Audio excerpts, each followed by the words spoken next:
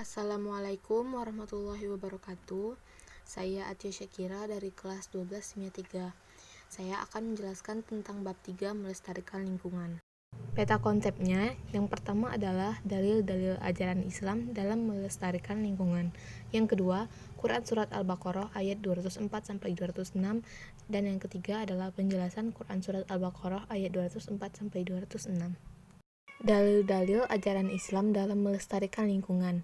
Yang pertama, berlaku ihsan atau baik kepada segala sesuatu. Dari Syaddad bin Aus berkata, ada dua hal yang aku hafal dari Rasulullah Shallallahu Alaihi Wasallam. Beliau berkata, sesungguhnya Allah mewajibkan berlaku ihsan kepada segala sesuatu. Bila kalian membunuh seperti binatang berbahaya, bunuhlah dengan cara yang baik.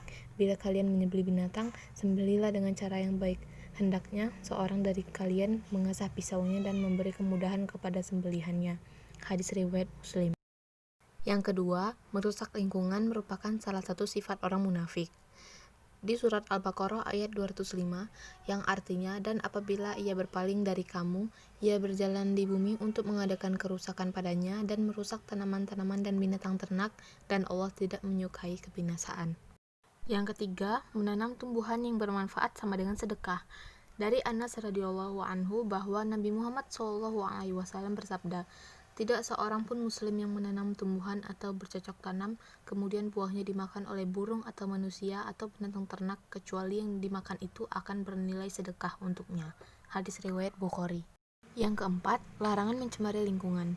Dari Abu Hurairah radhiyallahu anhu bahwa Nabi Muhammad SAW berkata, jauhilah dua perbuatan yang mendatangkan laknat. Sahabat-sahabat bertanya, apakah dua perbuatan yang mendatangkan laknat itu? Nabi menjawab, orang yang buang air besar di jalan umum atau di tempat berteduh manusia. Hadis riwayat Muslim. Yang kelima, larangan membakar pohon. Abu Bakar radhiyallahu anhu berpesan ketika mengirim pasukan ke Syam, dan janganlah kalian menenggelamkan pohon atau membakarnya. Janganlah kalian memotong binatang ternak atau menebang pohon yang berbuah. Janganlah kalian meruntuhkan tempat ibadah. Janganlah kalian membunuh anak-anak, orang tua dan wanita. Hadis riwayat Ahmad. A'udzu billahi minasyaitonir rajim. Bismillahirrahmanirrahim.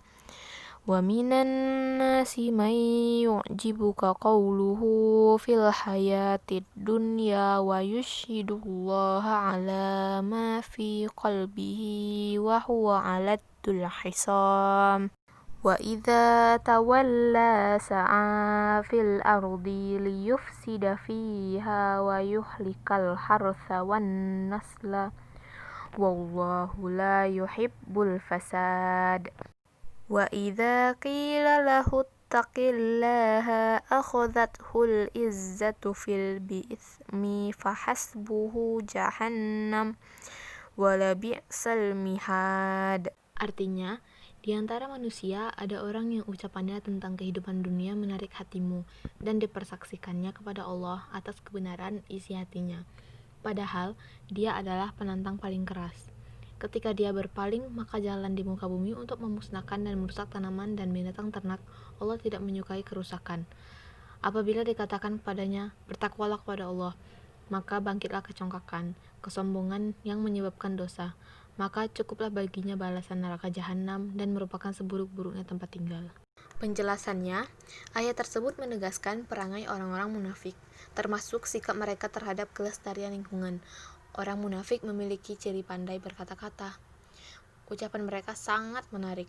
Perilaku dan ucapan mereka bertolak belakang. Bahkan, ego kesombongan mereka bangkit saat diminta partisipasi dalam pelestarian alam. Terkait dengan alam, mereka menunjukkan kepedulian terhadap kelestarian lingkungan. Tetapi, sesungguhnya merekalah yang merusak kelestarian alam. Mereka akan mendapat balasan atas perbuatan mereka berupa neraka jahanam. Demikian dari saya ucapkan alhamdulillahirabbil alamin. Wassalamualaikum warahmatullahi wabarakatuh.